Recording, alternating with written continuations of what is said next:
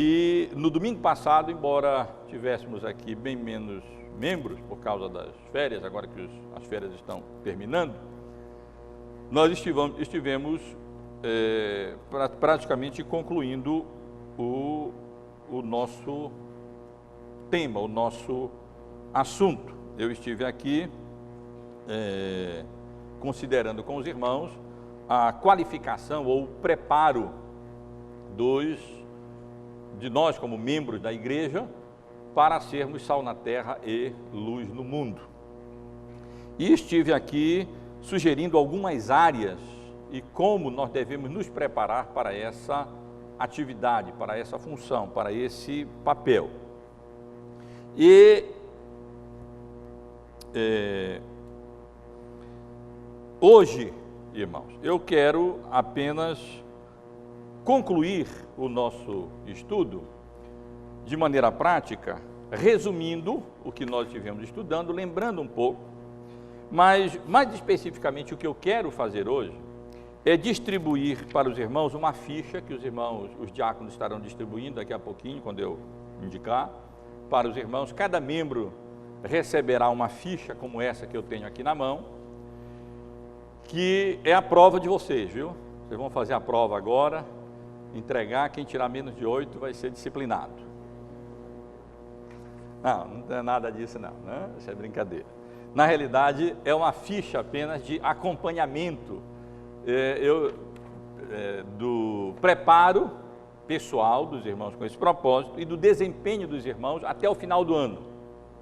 Os irmãos deverão mensalmente anotar uma nota, se dar a si próprios uma nota em vários quesitos que estão relacionados aqui nessa ficha até o final do ano, e assim os irmãos poderão acompanhar melhor o preparo e o desempenho dos irmãos nessa área tão relevante como sal na terra e como luz no mundo. Mas antes de entregar a ficha, comentar, explicar um pouquinho, eu quero apenas ler algumas passagens bíblicas que se encontram no cabeçalho dessa ficha. São algumas das passagens que foram, vamos dizer assim, algumas das mais importantes nesse nosso estudo, e quero só lembrar aos irmãos algumas coisas que nós estivemos enfatizando durante esses estudos, antes de entregar a ficha e comentar a ficha com os irmãos.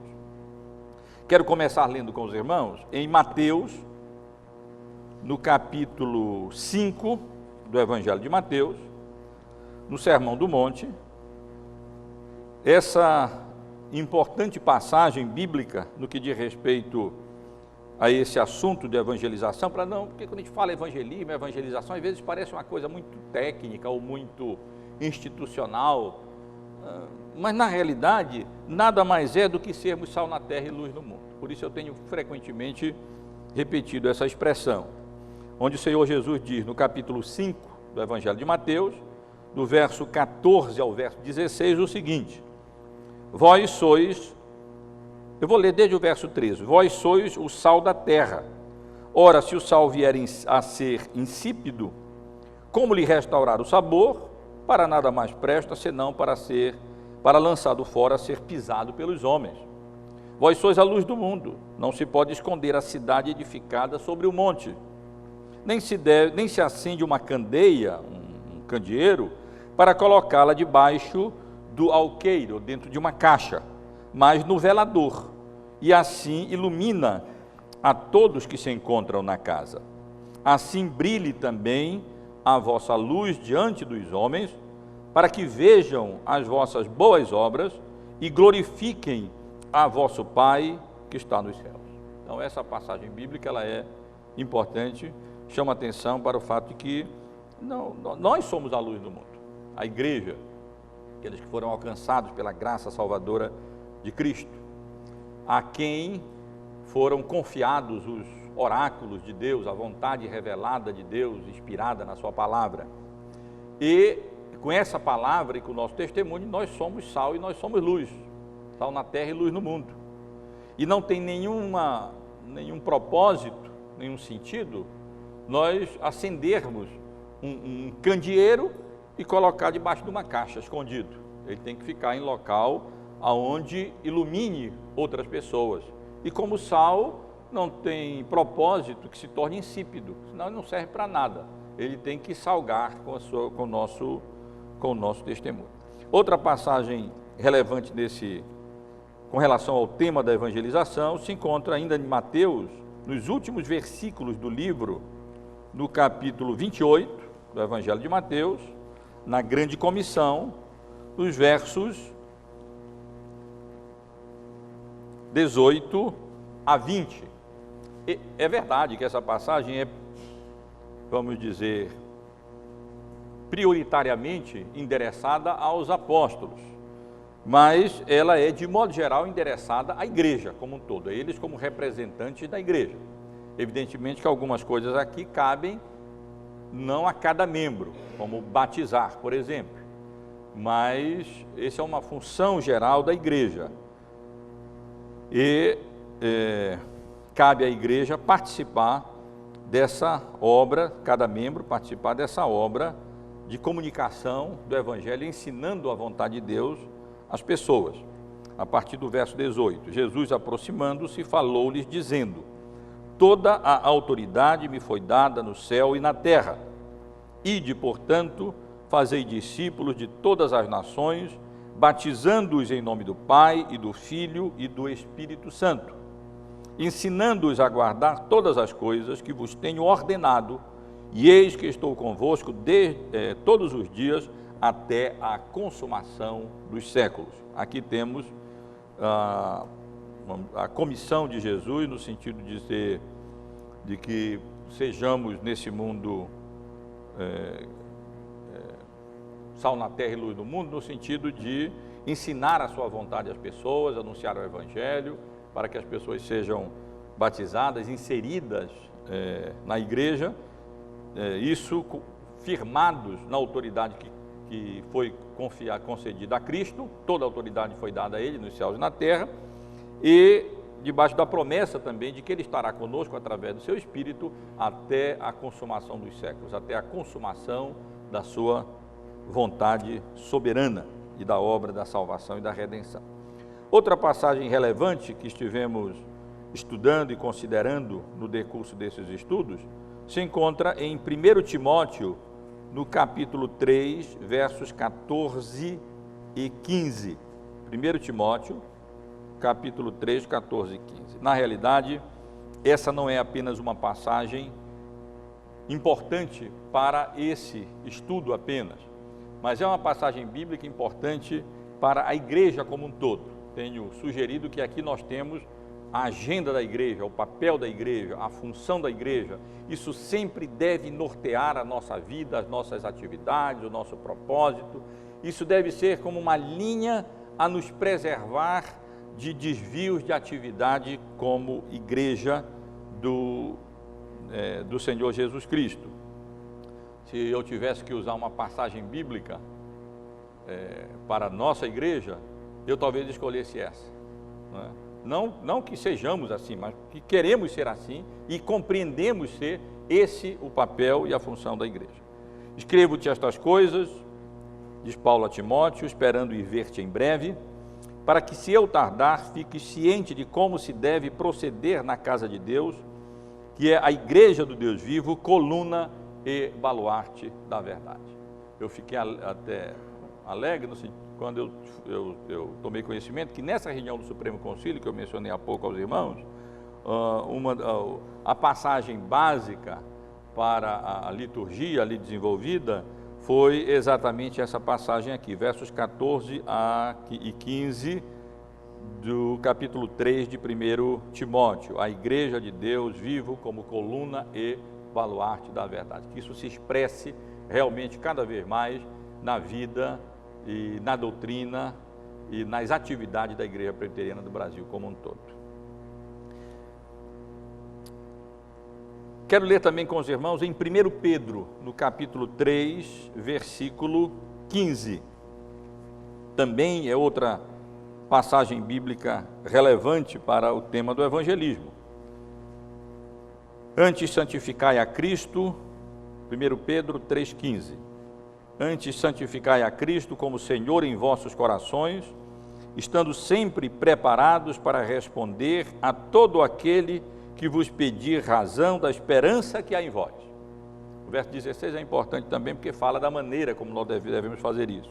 Fazendo todavia com mansidão e temor, com boa consciência, de modo que naquilo em que falam contra vós outros, fiquem envergonhados os que difamam o vosso bom procedimento em Cristo. Devemos estar sempre prontos.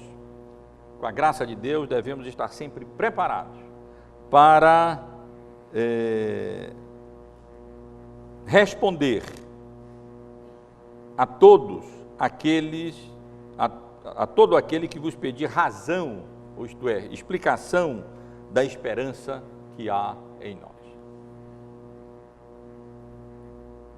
Por enquanto, essas passagens são suficientes. Vamos fechar os olhos, irmãos? Vamos orar. Senhor, nós queremos louvar o Teu nome com gratidão pela Tua misericórdia, pela Tua graça, pelo Teu infinito amor. E suplicar que o Senhor nos abençoe como igreja, em todas as áreas da vida da igreja, que pela Tua graça nós, pecadores, indignos, confiemos não em nós, não em méritos ou virtudes nossas, mas confiemos inteiramente e exclusivamente na graça do Senhor, na obra do Teu Filho e na operação do Teu Espírito em nós e no nosso meio. Ser gracioso e misericordioso para conosco, ó Senhor. Que o Senhor nos abençoe como igreja, particularmente que o Senhor nos abençoe, eu te peço, como no que diz respeito a esse papel essencial da igreja como coluna e baluarte da verdade, e em particular o papel nosso como membros da igreja, como sal na terra e como luz no mundo. Nos dá graça de nos prepararmos para responder com graça, com sabedoria, com motivação e forma apropriada a todos aqueles que pedirem a razão da nossa fé, a razão da esperança que há em nós. E possamos fazê-lo com fidelidade, com propriedade, com graça, com humildade, com mansidão, mas com coragem, com ousadia também, para que aqueles que não conhecem, Senhor, ainda a graça salvadora do Deus Todo-Poderoso, a obra redentora do Teu Filho e a operação do Teu Espírito Santo, pela Tua misericórdia e graça, possam ser objeto dessas ações e assim sejam convencidos da iniquidade, do pecado, da sua própria insuficiência e absoluta incapacidade de alterar o estado de pecado e condenação em que todos nós viemos a esse mundo. E pela misericórdia e graça reconheçam que são incapazes, Senhor Deus, de alcançar graça salvadora, a não ser confiando-se exclusivamente ao Senhor e à obra que Teu Filho realizou em nosso lugar na cruz.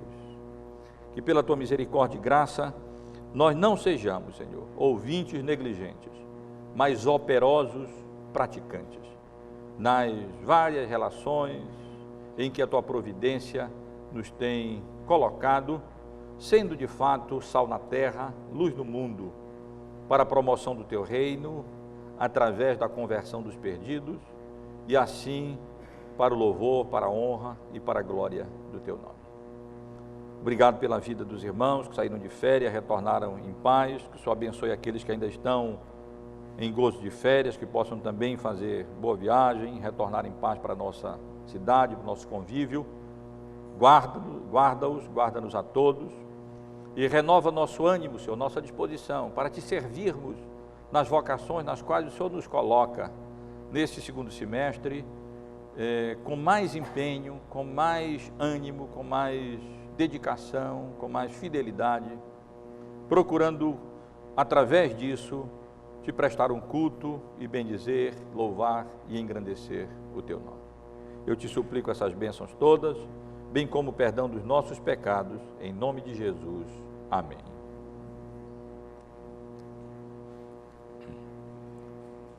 Irmãos, como eu disse, eu quero hoje simplesmente chamar a atenção dos irmãos para alguns dos temas que nós estivemos considerando durante os meses que se passaram. Quero resumir rapidamente. Eu sei, a nossa memória também foi afetada pela queda, não é? A gente esquece. Eu mesmo, se eu tentasse lembrar, para fazer o resumo que eu fiz, do que eu mesmo estive preparando durante esses 4 meses, eu ia esquecer alguma coisa. Na realidade, até esqueci de colocar um item na tabela que eu vou, nas fichas que eu vou distribuir para os irmãos, vou lembrar depois. Eu mesmo precisei rever as minhas anotações para fazer um resumo e assim lembrar os irmãos. Então, eu imagino que os irmãos também tenham, não talvez o mesmo problema de memória que eu tenho, mas também tenham alguma dificuldade de lembrar aquilo que nós estivemos estudando.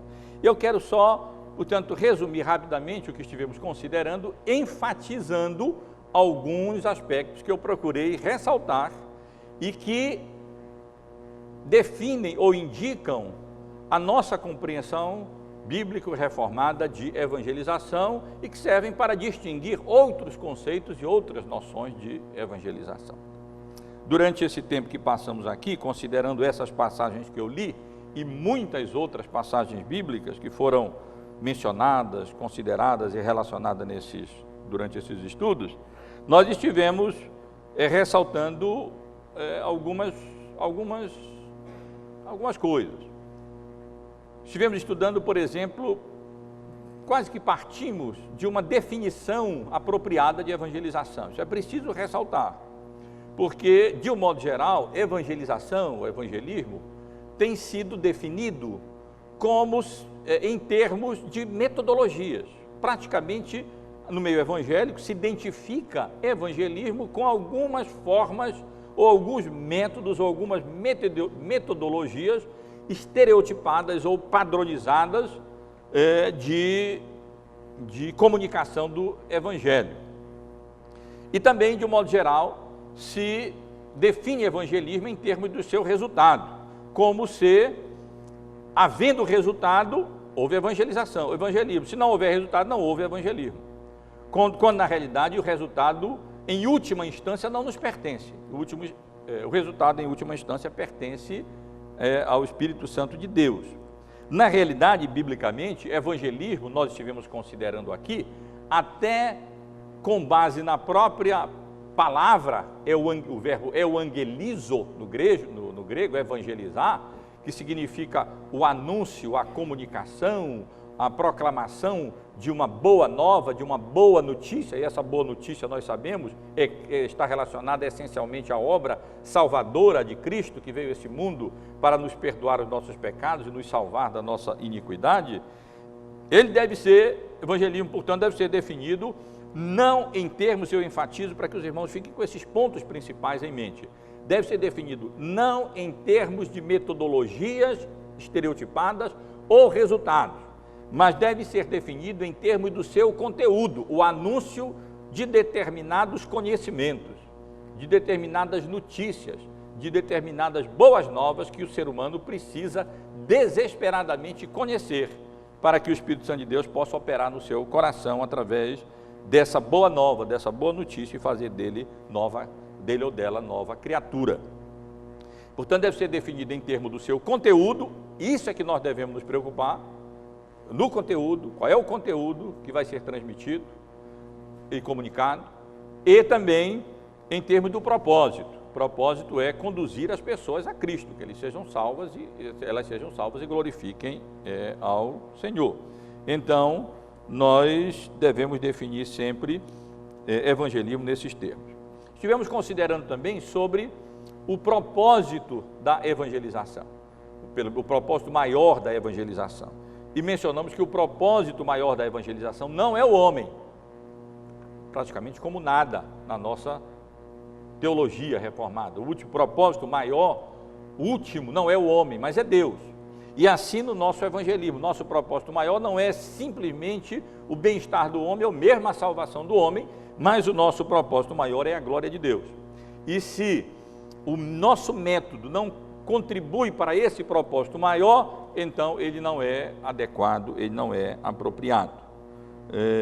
O propósito maior, portanto, é a promoção da glória de Deus.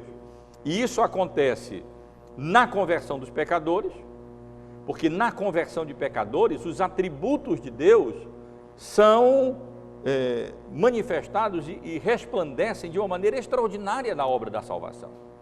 A graça de Deus, a misericórdia de Deus em enviar o seu Filho, o amor de Deus pelos perdidos, levando a enviar o seu Filho para que viesse a esse mundo, nascesse de mulher, nascesse sob a lei, assumisse a nossa natureza humana, morresse na cruz do Calvário.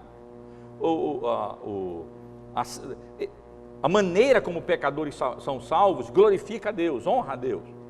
E a evangelização promove a glória de Deus, não apenas na conversão dos perdidos, aonde resplandecem os atributos de Deus, mas também na própria evangelização, porque a evangelização consiste, na realidade, em anunciar as grandezas de Deus, ou as grandes obras de Deus, na criação, na providência, na redenção, e através desse anúncio, dessa proclamação das obras de Deus, Deus está sendo honrado e Deus está sendo glorificado. Portanto, nós devemos ter cuidado para que a nossa evangelização não transmita a ideia de que o propósito maior é o homem, mas transmita a ideia e nós busquemos, através da nossa evangelização, alcançar o propósito maior, que é a honra e a glória e o louvor dos atributos de Deus, na conversão dos perdidos e na própria mensagem e na maneira como nós anunciamos o Evangelho. Com relação ao conteúdo da evangelização, que é tão importante, eu mencionei aos irmãos que, de um modo geral, nós podemos dizer que o conteúdo da evangelização é todo o conselho de Deus.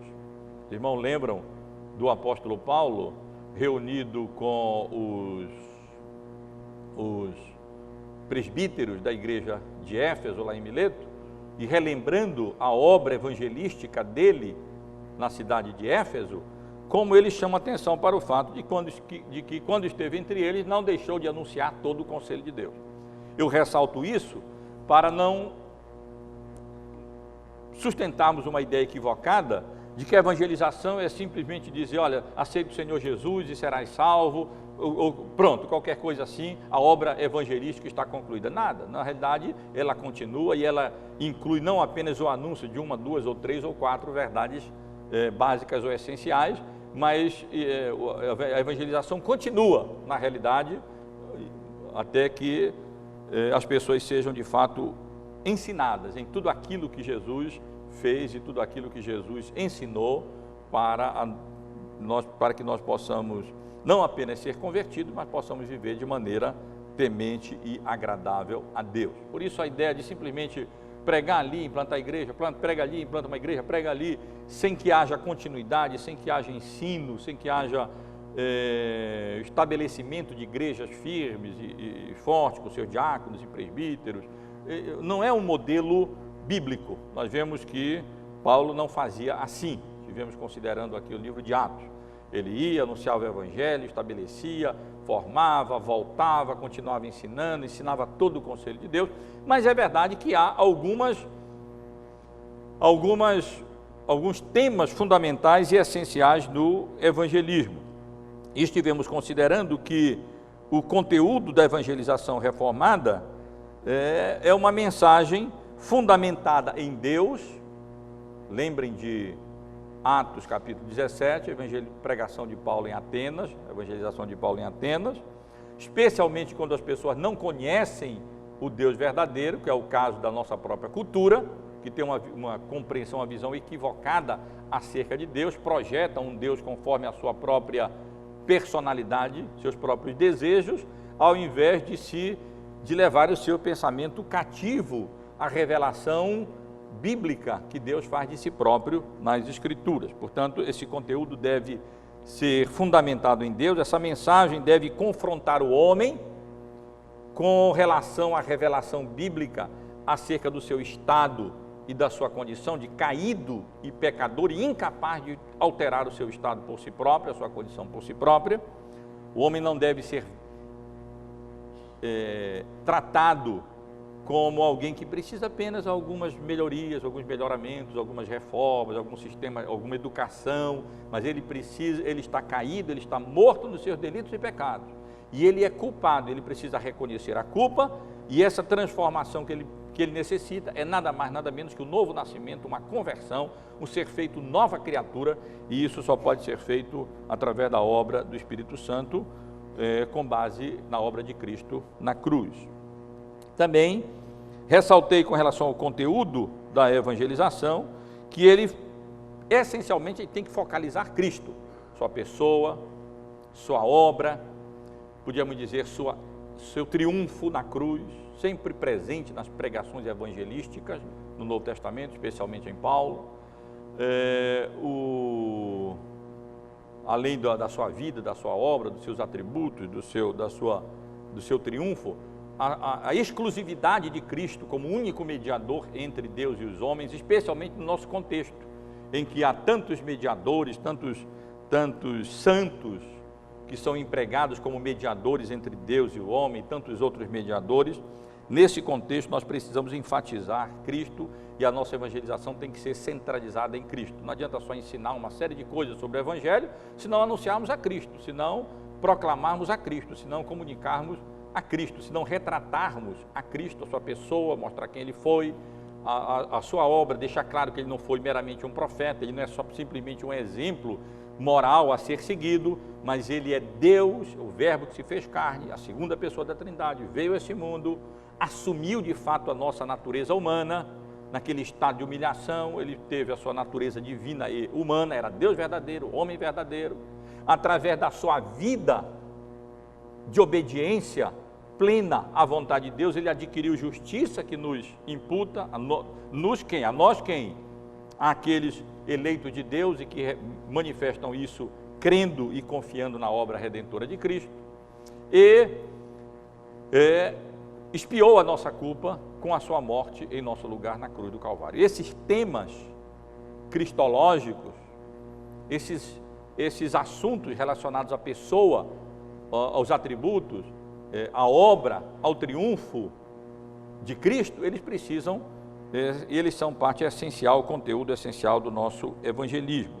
Também, evidentemente, nós temos que enfatizar o fato de que essa mensagem de evangelização, ela requer resposta, ela requer arrependimento e fé, porque essas não são a base da salvação, mas esses são instrumentos através dos quais a salvação pode ser alcançada, através do arrependimento e da fé, e para isso é preciso ter equilíbrio, né? Enfatizando não apenas crer, mas enfatizando também arrepender, enfatizando não apenas arrepender, mas enfatizando também crer, deixando claro que as pessoas precisam se arrepender dos seus pecados, mas na verdade elas serão salvas não por qualquer mérito, por qualquer virtude própria, mas exclusivamente pela fé na obra redentora e salvadora de Cristo na cruz. Felizmente não posso relembrar os irmãos de tudo que estivemos estudando sobre fé, sobre arrependimento, mas nós já estivemos considerando esses temas de maneira mais detalhada. Então, seria bom enfatizar isso, que os irmãos lembrassem desses temas centrais do evangelismo. Quando estiver pensando no seu vizinho, no seu parente, no seu colega de trabalho, no seu professor, no seu aluno, pense nisso, pense e procure progressiva e paulatinamente ir comunicando a ele, com a graça de Deus em oração, essas verdades essenciais acerca de Deus. Corrija o pensamento deles. Acerca do homem, corrija o pensamento, a mentalidade deles, que é tão diferente, errônea em relação ao ensino bíblico. Acerca de Cristo e acerca da necessidade de arrependimento e fé. Chamei a atenção também dos irmãos, durante esses estudos, que com base nesse conteúdo essencial, fundamental da evangelização bíblica, quando nós pensamos em como fazer, no método, e partir para a prática da evangelização, nós devemos ter alguns princípios gerais em mente, com base nesse conteúdo. Por exemplo, já que a mensagem evangelística deve ser uma mensagem fundamentada em Deus, então ela precisa ser solene, ela precisa ser com temor. Afinal de contas, nós não estamos dando uma boa nova acerca de que você ganhou um carro porque comprou em tal lugar e foi sorteado, alguma coisa assim. Não, nós estamos dando uma boa notícia, uma boa nova, acerca do fato que Deus enviou o seu Filho para morrer em nosso lugar na cruz do Calvário. Portanto, o evangelismo, dificilmente podemos imaginá-lo em tom de brincadeira, ou em meio a piadas e coisas dessa natureza. Se evangelismo precisa ser fundamentado em Deus, na sua pessoa, nos seus atributos, como Deus santo, justo, verdadeiro, fiel, então precisa ser solene e cheia de temor. Também porque a evangelização, como vimos ainda agora, lembrei há pouco, confronta o homem com relação ao seu estado e sua condição de culpa e de pecado, ela precisa ser realista e corajosa. Não é fácil declarar aos homens que eles estão mortos nos seus delitos e pecados e que eles não podem fazer nada para alterar essa condição e que precisam depender para a sua salvação exclusivamente da graça salvadora de Deus em Cristo Jesus. É preciso coragem para fazer isso e é preciso que a nossa evangelização seja realista nesse sentido, que não trate o homem como um ser de maneira romântica, como se ele fosse inocente, como se ele tivesse capacidade. Não, nós precisamos ser realistas e de fato mostrar a sua condição, não com arrogância, como vimos há pouco. Não devemos dar a nossa explicação da esperança que há em nós dessa maneira, mas com mansidão e temor e boa consciência, mas precisamos fazer isso de maneira realista e corajosa. Considerando, em terceiro lugar, que o conteúdo da evangelização focaliza a Cristo, então nós devemos anunciar o Evangelho de maneira cristocêntrica, de maneira exclusivista.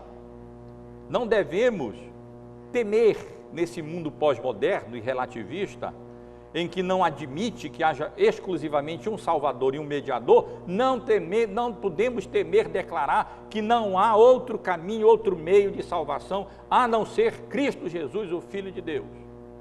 E que nenhum outro intermediário santo e nenhuma outra religião conduz a Deus, a não ser a religião verdadeira revelada nas Escrituras. Nossa trombeta tem que tocar som certo. Isso certamente provocará reação, mas nós precisamos fazer isso, porque nesse mundo pluralista e relativista, nós precisamos tocar a trombeta certa, de que não há outro Salvador, não há outro Redentor, não há outro mediador, não há outra pessoa, nem outro meio, nem outro instrumento através do qual qualquer pessoa pode ser salva, a não ser através de Cristo Jesus e da fé na obra que Ele realizou, por meio da fé na obra que Ele realizou em nosso lugar na cruz. E também, meus irmãos, porque o conteúdo da evangelização requer arrependimento e fé, a nossa maneira de evangelizar tem que ser, além de solene e temerosa, realista e corajosa, exclusivista e cristocêntrica, ela também tem que ser honesta e equilibrada. Ela precisa demandar as duas coisas, ela precisa realmente ser honesta, não é? E não fazer como muitas vezes nós vemos no meio evangélico, focalizar só um lado, as bênçãos do Evangelho. Olha, aceite a Cristo e pronto, tudo estará resolvido na sua vida. Uma palavra sobre pecado, muitas vezes não tem. Às vezes não há uma palavra sobre arrependimento. Às vezes não há uma palavra sobre a necessidade de abandonar a nossa conduta e desviar, mudar totalmente o rumo da nossa vida.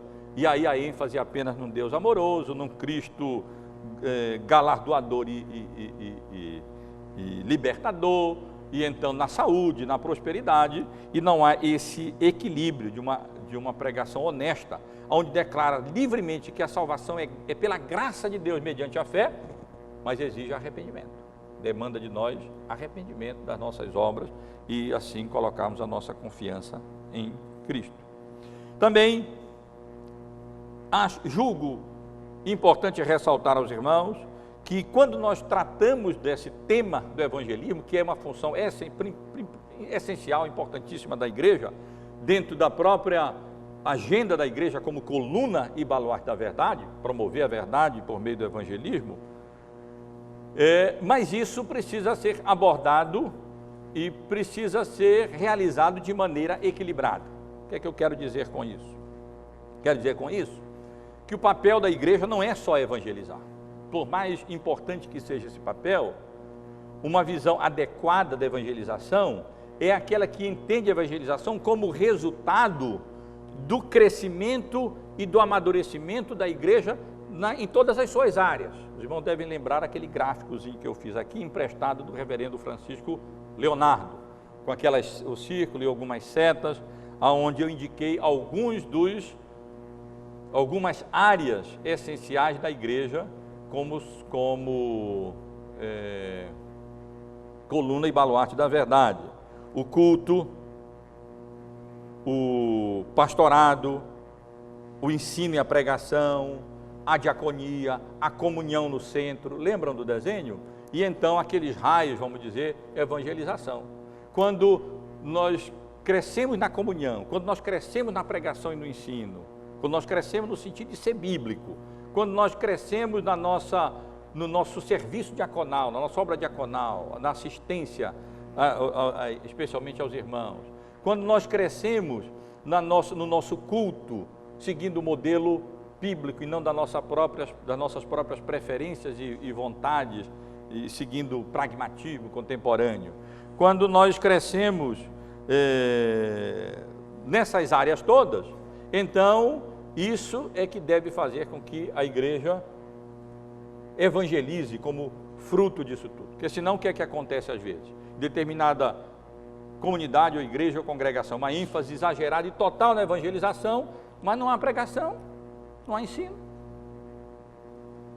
não há exercício da disciplina, ou não há comunhão, ou não há o serviço, a diaconia. Quer dizer, é preciso haver um equilíbrio e a evangelização, ela deve brotar até certo ponto naturalmente, o que não significa que nós não devemos nos preparar e nos exortar a realizar isso nesse sentido, mas até certo ponto naturalmente e de maneira equilibrada e harmônica com as outras áreas que são relevantes no papel da igreja como coluna e baluarte da verdade. Na realidade, através disso tudo, a igreja é preparada para a evangelização. Depois, consideramos aqui com os irmãos, no que diz respeito àquilo que essa nossa atividade de evangelização de maneira individual, de maneira geral como igreja, mencionei algumas áreas, aquilo que nós temos pela graça de Deus feito para a promoção do reino de Deus através da comunicação do evangelho, que é o conteúdo da evangelização, e aquilo que nós ainda podemos melhorar e fazer como igreja. Mas concentrei, isso é importante enfatizar, na ação de cada um de nós, nas nossas atividades individuais como evangelistas. O termo evangelista, ele pode designar um ofício técnico no Novo Testamento, na realidade um ofício temporário, os auxiliares diretos dos apóstolos, os irmãos sabem bem disso, mas ele também pode designar de maneira informal a atividade de todo aquele que comunica o evangelho. Todo que comunica o evangelho é um evangelista. E nesse sentido todos nós podemos comunicar o evangelho e todos nós somos evangelistas. E então procurei ressaltar que no que diz respeito à realização do nosso papel como sal na terra e luz no mundo, nós devemos fazer isso conforme a providência de Deus nos conduz. Nós devemos fazer isso de acordo com as nossas vocações e relações, especialmente nas nossas vocações e relações. Nós devemos fazer isso de conformidade com os dons que Deus nos concedeu. Eu julgo isso importantíssimo. Parece 3 coisinhas simples, mas de tudo que estivemos falando, é um dos temas mais importantes que eu preciso ressaltar. Novamente, por causa da tendência de estereotipar as coisas. Você pode ter determinados dons e tende a exigir que todos os outros tenham, mas nem todos os outros têm esse dom. E a Bíblia sempre respeita essa diversidade, essa variedade de dons. Você pode ter dons para um tipo de atividade, outros podem ter dom para outra. Você pode ter dom para falar mais, mas outro pode ter um dom melhor ainda, o dom de testemunhar com a sua vida íntegra, reta e temente ao Senhor. E outro pode ter dom para escrever, outro pode ter dom para para presentear livros e assim por diante, para orar pelas pessoas. Então, vamos respeitar os dons,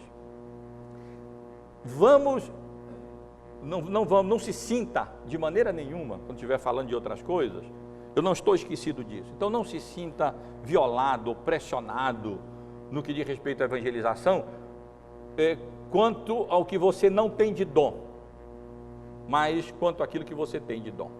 A mesma coisa, não se sinta pressionado ou violado quanto àquilo que a soberana providência de Deus não lhe deu em termos de condições e relações, mas dentro daquilo que a soberana providência de Deus lhe colocou, nas vocações nas quais Deus nos colocou. Você não é um pastor, você não é um ministro do Evangelho, você não é um pregador, não lhe compete fazer essas coisas. Essas coisas competem àqueles que Deus chamou de maneira mais oficial, mas algumas coisas competem a você dentro das relações nas quais Deus lhe colocou. Você não precisa vir a esse púlpito pregar o Evangelho, nem assumir o púlpito de igreja alguma para fazer isso, porque você não foi chamado. Em condições regulares e normais, não, a não ser em condições excepcionais. Excepcionalidade é excepcionalidade. Mas o testemunho que você precisa dar, a comunicação do Evangelho que você pode dar informalmente nas várias condições e relações e vocações nas quais Deus lhe colocou, isso você pode fazer. Então, não esqueça disso, leve em consideração a providência de Deus, como Deus está lhe conduzindo, aonde você está naquele momento. Lembram de Atos 8 e 11, quando nós lemos com relação a esse assunto, como a igreja foi expulsa de Jerusalém e fugindo, eles iam comunicando o Evangelho, falando sobre o Evangelho, anunciando o Evangelho informalmente onde eles eram colocados. Eles podiam dizer, bom, deixa eu primeiro me estabelecer, quando estiver tudo bem, empregado e tudo, aí eu vou, então quando eu tiver tempo de estudar num seminário, então fizer esse curso ou aquele curso, aí eu vou desempenhar a minha função. Nada disso. À medida que eles iam nas condições em que a providência de Deus os havia colocado, pronto, eles iam aproveitando as oportunidades, identificando as oportunidades e abrindo a boca, dando testemunho e abrindo a boca, e as pessoas iam confiando as suas vidas a Cristo. E mencionei algumas coisas que os irmãos podem fazer, isso é importante para a ficha que eu vou distribuir já para os irmãos. Lembram, eu resumi as atividades individuais, pessoais, para a evangelização, com bom testemunho, oração, a própria fala, livros, fitas, CDs, convidando e acompanhando. Espero que os irmãos lembrem disso. Esses quesitos estarão aí na ficha que eu vou distribuir para os irmãos. Você pode fazer, na prática agora, evangelizar como? Dando bom testemunho, zelando pelo seu testemunho, dando bom testemunho, orando pelas pessoas, falando, é claro, abrindo a sua boca, dando o seu testemunho, explicando como Paulo fez em Atenas, ou como o modelo que vimos de Paulo no seu testemunho diante do rei Agripa II, em Atos 26. Você pode fazer isso doando, presenteando ou emprestando livros, fitas, CDs, hoje DVDs, escrevendo e-mails, os recursos que Deus lhe dá, ou carta, não tem computador, carta, acho que ainda tem alguém que usa carta, né? Eu não, já não dá mais quase, mas o carta, seja lá como for, convidando pessoas para vir à igreja e serem expostas ao anúncio, ao ensino e à pregação do Evangelho, à comunhão com os irmãos e ao convívio, ao contato com as pessoas na igreja, e acompanhando essas pessoas também. Vou já mencionar isso um pouco mais na ficha. Essas coisas nós podemos fazer. Depois vimos alguma coisa sobre o evangelismo reformado, apenas ressaltei que ele é fundamentado nas Escrituras, ele é consistente com a revelação bíblica acerca de Deus, ele considera seriamente a revelação bíblica acerca do estado e da condição do homem, ele reflete a doutrina reformada acerca da salvação, mencionei isso aqui com os irmãos, e ela também é equilibrada no que diz respeito à sua própria eclesiologia, ou seja, o conceito reformado de igreja, as noções reformadas de igreja, distinção entre igreja invisível e igreja visível, o sacerdócio universal de cada crente, cada vocação é o nosso sacerdócio, é o nosso ministério, e é ali que nós devemos agir. A importância do culto, no culto a relevância essencial da pregação, o fato de que a evangelização organizada no conceito reformado é prerrogativa da igreja, institucionalizada, organizada, enquanto que a pessoal não, é livre nesse sentido, e assim por diante. E no domingo passado, boa parte dos irmãos não se encontrava aqui, eu deixei para o final essa parte do preparo, como nos preparar para a evangelização. Várias coisas eu já havia dito sobre isso, mas resumi dizendo que esse preparo inclui o preparo da cabeça, conhecimento, leitura da Bíblia, nós vamos já mencionar isso um pouco que está na ficha, do caráter, santidade, do coração, piedade e da vontade, diligência, prática.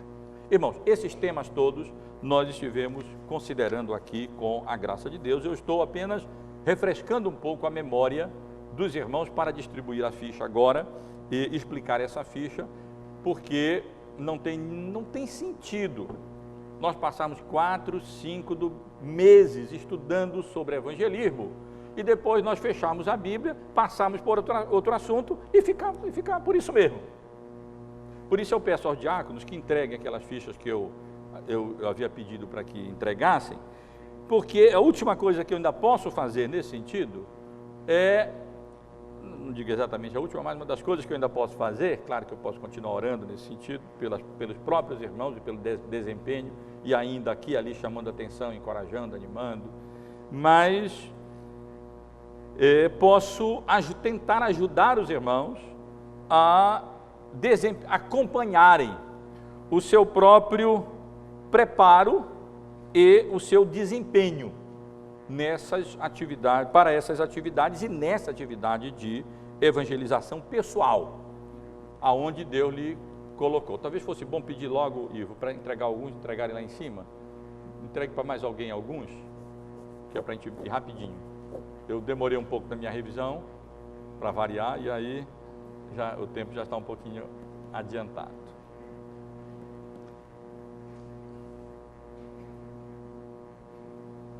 Aí está a prova dos irmãos, viu? Não é prova não.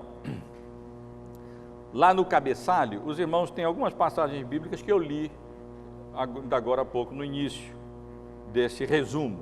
Não precisamos ler. Os irmãos têm também lá em cima o nome, coloca o seu nome, mas deixa eu dizer uma coisa, para alívio de vocês não vão me entregar isso não, viu? Não vou entregar para ninguém. Vocês vão ficar com essa ficha durante o semestre todo e vão se comprometer, e eu vou depois encontrar uma maneira de verificar como é que vocês estão fazendo isso.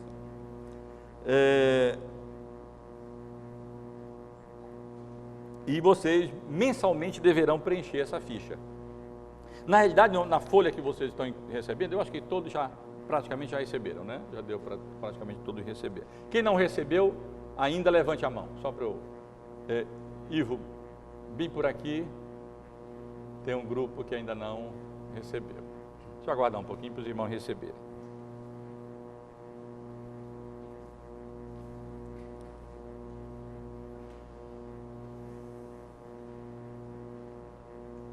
Vocês não vão perder essa ficha, viu? Como eu sei que vocês não perdem o cartão de dízimo, por exemplo, né? Então não vão perder a ficha. A tesoureira disse sim, parece que alguns perdem, né? O cartão. Mas os irmãos não vão perder essa ficha, vão guardá-la até dezembro. Aí para o ano que vem a gente faz outra, viu? Mas essa é até o final do ano. E nós vamos ver o resultado na prática, com a graça de Deus, porque a soberania de Deus não elimina em nada a nossa responsabilidade humana. Deus é soberano. O resultado da evangelização pertence em última instância a Deus e à obra do Espírito Santo, mas não dispensa o nosso preparo e a nossa responsabilidade. E os irmãos certamente, se na medida que forem responsáveis, verão como Deus graciosamente responde de uma maneira ou de outra a nossa responsabilidade. Então, os irmãos têm na realidade nesse papel duas fichas. Alguém ainda não recebeu? Levante a mão, só para eu... Bom, aqui todos eu acho que já receberam. Muito bem. Os irmãos têm na realidade duas fichas. A de cima, a menor, é a ficha de avaliação ou de acompanhamento do seu preparo pessoal. Isto é, o assunto que estudamos aqui domingo passado. E a segunda ficha de desempenho, aí vai acompanhar o seu desempenho na evangelização de determinadas pessoas que vocês vão relacionar o nome aqui.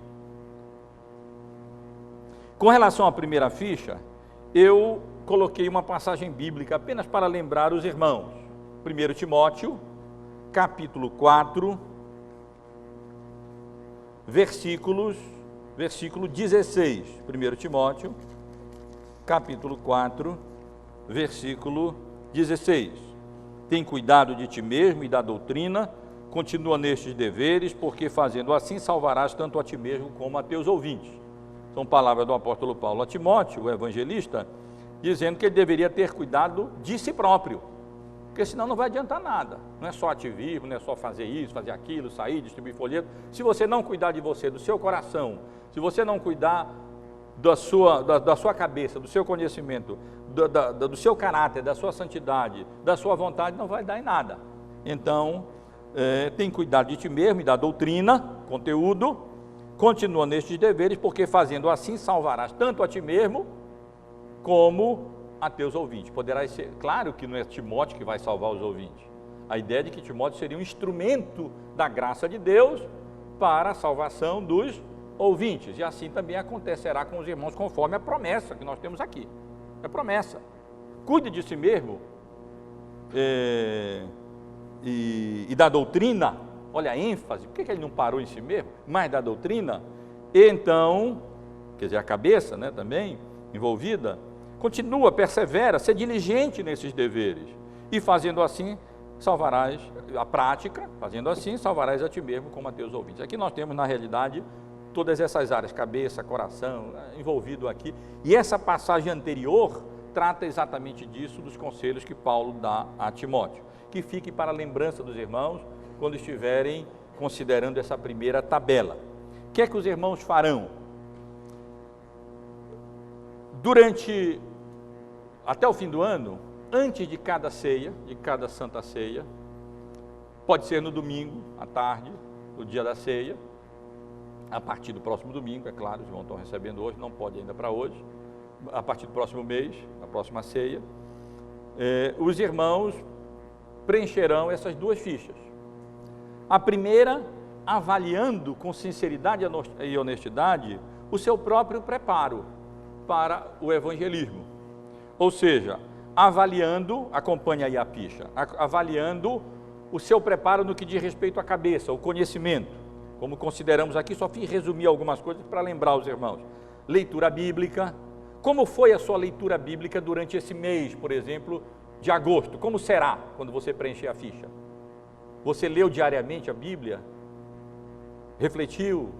Como foi a sua leitura de bons livros que edifica a sua alma durante o mês de agosto? Passou o mês de agosto e você realmente durante o mês todo esteve lendo? Não interessa se um livro, 2 livros, 10 livros, tem gente que lê bem rápido, tem facilidade, outros leem devagar, mas foram lendo com atenção o mês inteiro.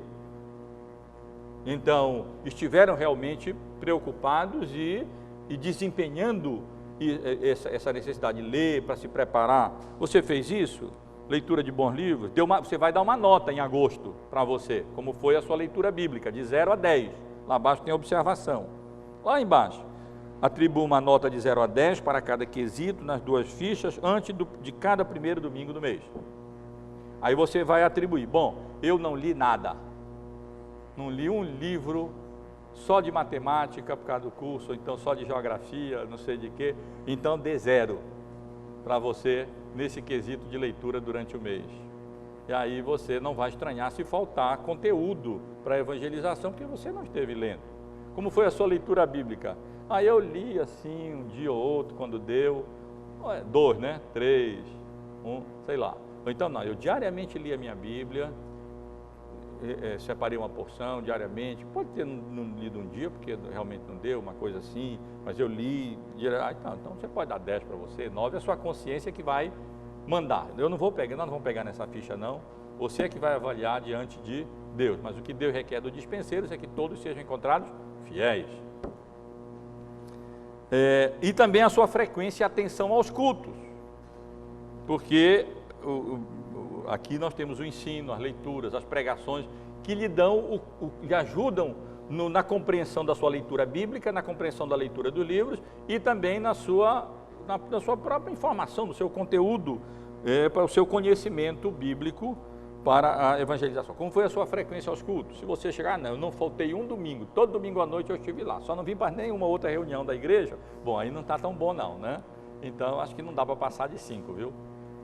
Agora, se você frequentou bem os cultos, se não veio, foi por uma razão que não pôde. Um médico, às vezes, está de plantão, não pode vir, não perde nada com isso, viu?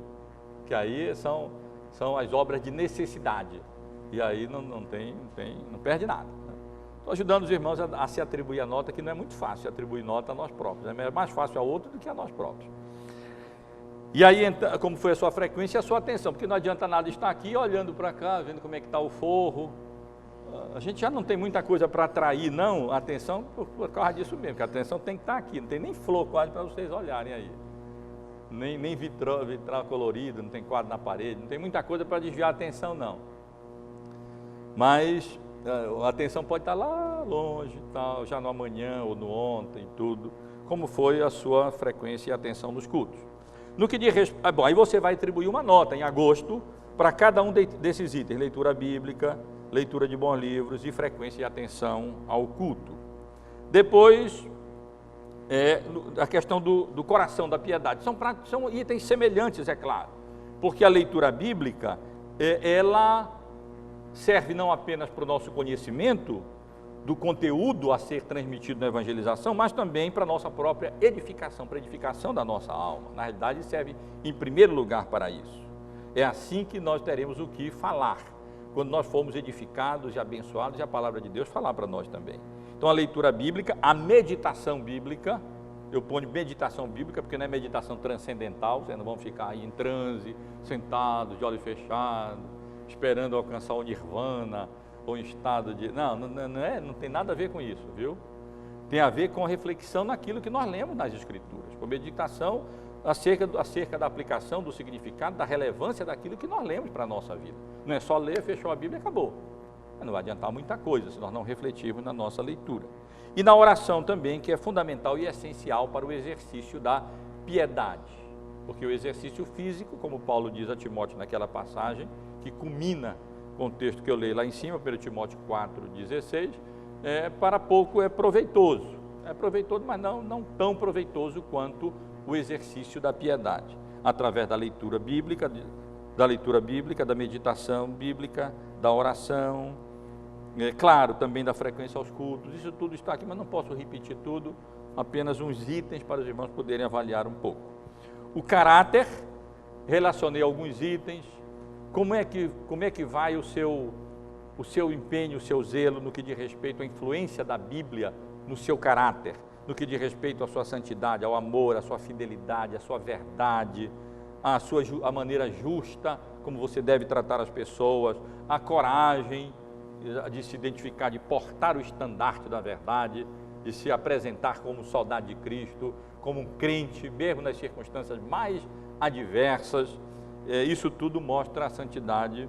Eu incluí coragem aqui, precisa ser incluída mesmo, no contexto de Paulo ali para Timóteo. Deus não nos tem dado espírito de covardia, mas de poder, de amor e de moderação, nesse sentido de você falar. Você vai avaliar como o seu conhecimento e a sua piedade têm influenciado o seu caráter, a sua vida, nessas áreas. Podemos pensar em várias outras, relacionei apenas algumas: amor a Deus e ao próximo, fidelidade a Deus e ao próximo, verdade, justiça, coragem. Os irmãos podem atribuir uma nota para si. O quarto item, na realidade, ele vai se desmembrar na ficha abaixo. Bom, não é só o preparo da cabeça, conhecimento, do coração, a piedade, do caráter, a santidade, mas isso tem que se desembocar, se desenvolver de forma prática. E essa prática nós temos aqui na ficha 2.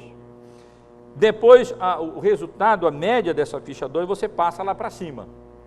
Como nós vamos ver. Vamos agora para a ficha 2, o desempenho. No desempenho eu coloquei uma passagem bíblica, Tiago 1, de 22 a 25, que eu li com os irmãos aqui no domingo passado. Tornai-vos, pois, praticantes da palavra e não somente ouvintes, enganando-vos a vós mesmos. Porque se alguém é ouvinte da palavra e não praticante, assemelha-se ao homem que contempla no espelho o seu rosto natural, pois a si mesmo se contempla e se retira, e para logo se esquece de como era a sua aparência.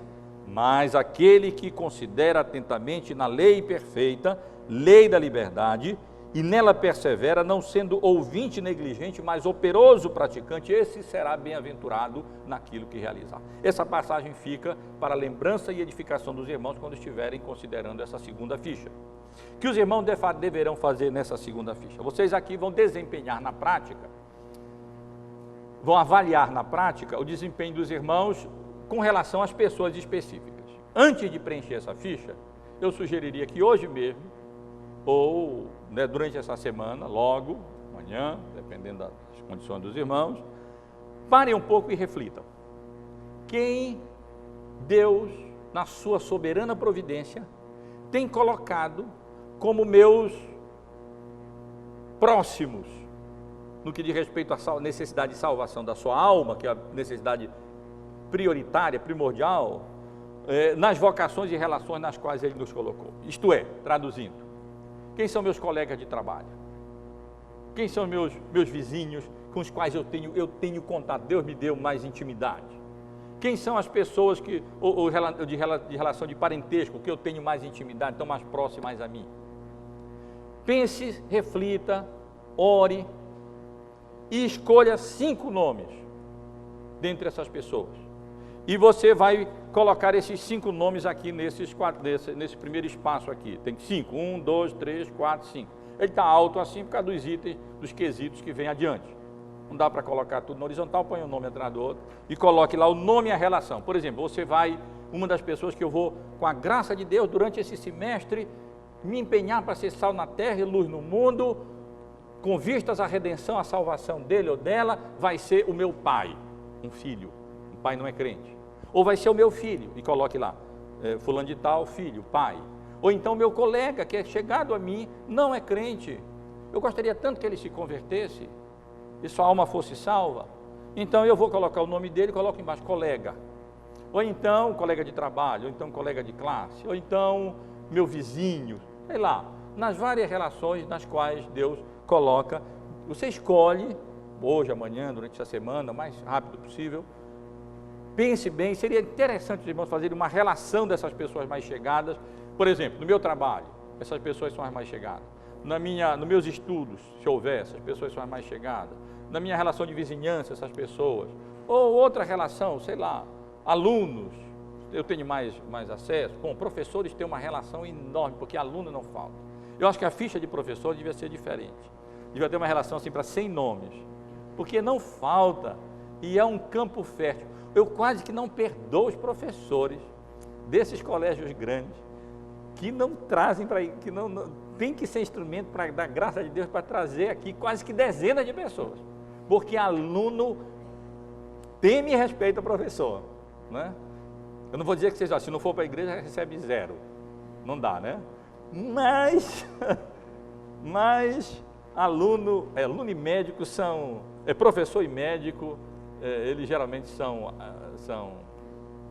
as pessoas ouvem bem, né? Os pacientes e os alunos ouvem bem. Então, mas aí você tem várias relações para poder preencher esses nomes, em oração, irmãos, em oração. E escolher o nome de 5 pessoas, só 5, por enquanto. Se você quiser tirar uma cópia, fazer outra ficha, escolher mais 5, 10, tudo bem, não tem problema. Mas pelo menos 5, com as quais você, diante de Deus, vai se comprometer a, se preparando em geral, como já vimos em cima, a avaliar o seu desempenho com relação a cada uma dessas pessoas. Em que áreas? Aquilo que nós viemos considerando há pouco. Eu esqueci aqui um item. Primeiro, você vai avaliar. Quando chegar no final de agosto, antes da ceia, você vai avaliar. Eu dei um bom testemunho para o João, que é meu colega de classe. Foi ele que eu tinha colocado aqui. Será que eu dei um bom testemunho para ele? No que diz respeito à maneira, o meu amor, minha fidelidade, a verdade, meu desempenho, minha diligência, como crente, eu dei um bom testemunho para ele. Você vai dar sua nota aqui, nesse quesito para o João. Você orou diariamente por ele, pelo João? Ou pela Maria, sua vizinha, muito chegada, vive na sua casa, quase, né? Você sempre tem relação com ela. Ou então, sei lá, seu parente chegado. Você orou por ela diariamente? Se foi ela o nome que você colocou? Você vai dar nota. Não, eu confesso que eu comecei a orar, depois eu esqueci. Então você dá uma nota lá, justa com relação a isso, né? Então, praticamente não lembrei. Aí a nota justa fica lá embaixo. Ou então não. Pela graça de Deus, praticamente diariamente eu estive sempre intercedendo pelo João ou pela Maria nas minhas orações, colocando diante de Deus, suplicando a graça e o favor e a misericórdia de Deus por ele ou por ela.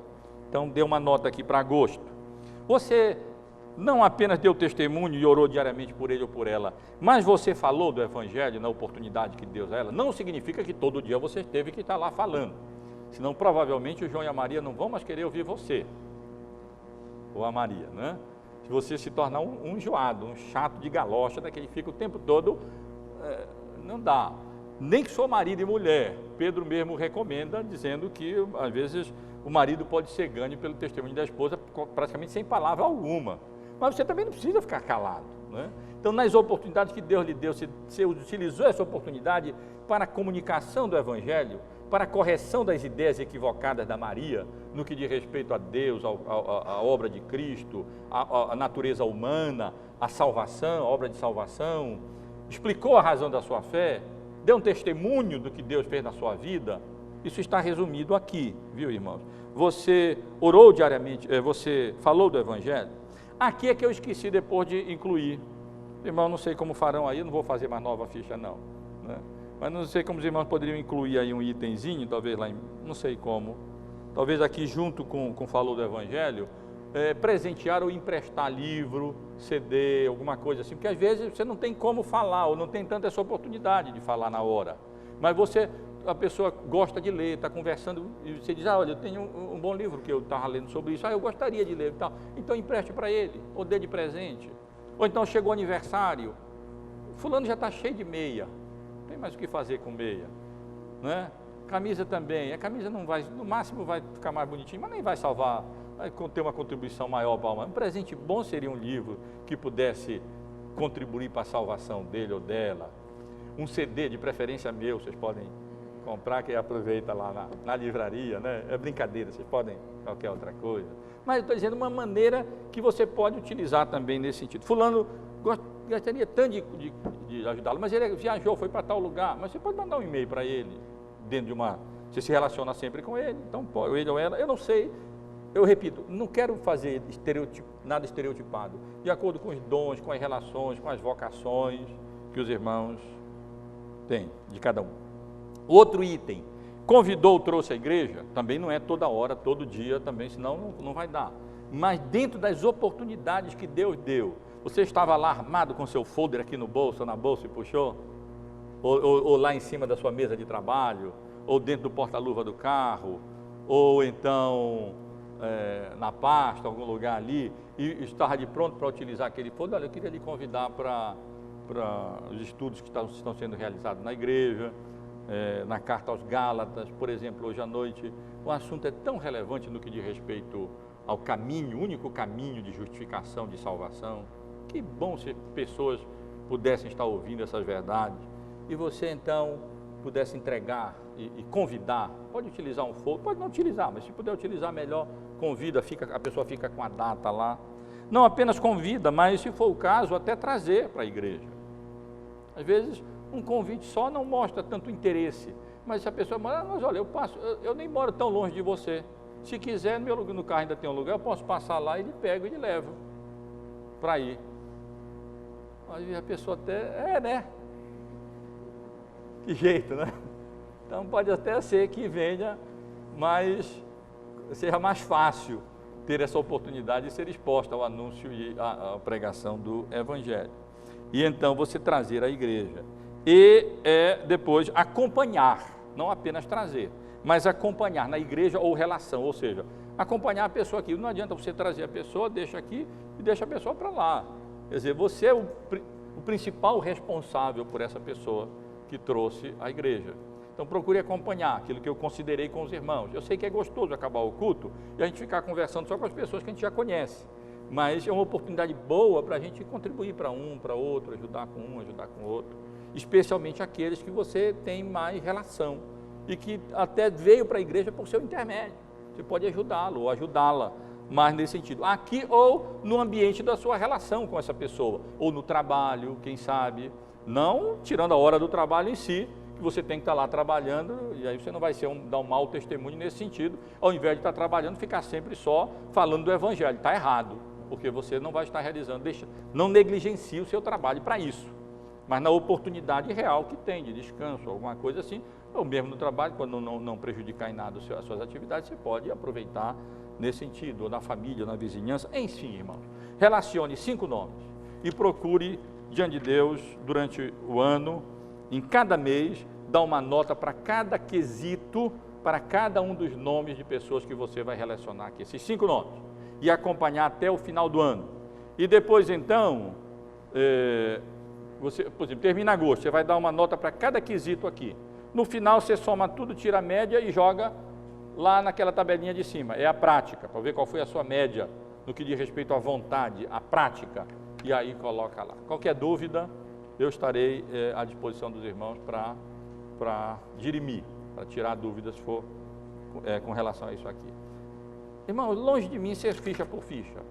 Eu não quero saber disso, né? Eu quero apenas tentar ajudar, dar uma ferramenta, um estímulo para que os irmãos não sejam ouvintes negligentes, mas operosos, praticantes e realmente coloquem em prática aquilo que nós estivemos considerando aqui durante esses meses, com a graça e com a misericórdia de Deus. Talvez fosse interessante, apenas como sugestão, os irmãos dobrarem e colocar na sua Bíblia, que certamente nela você pega todo dia, né, para ler, certamente você traz sempre sua Bíblia para a igreja e para todas as reuniões, porque não tem cabimento o crente chegar na igreja sem Bíblia, né? Aí você vai estar sempre com ele e vai poder sempre estar acompanhando, avaliando e se avaliando a si próprio, não diante de mim, não diante do conselho, mas se avaliando a si próprio, o seu preparo e o seu desempenho específico nessa área até o final do ano. E os irmãos vão ver como Deus honra e abençoa. Pode ser que nos casos de um, você escolha ali 5 daqueles danados, sabe?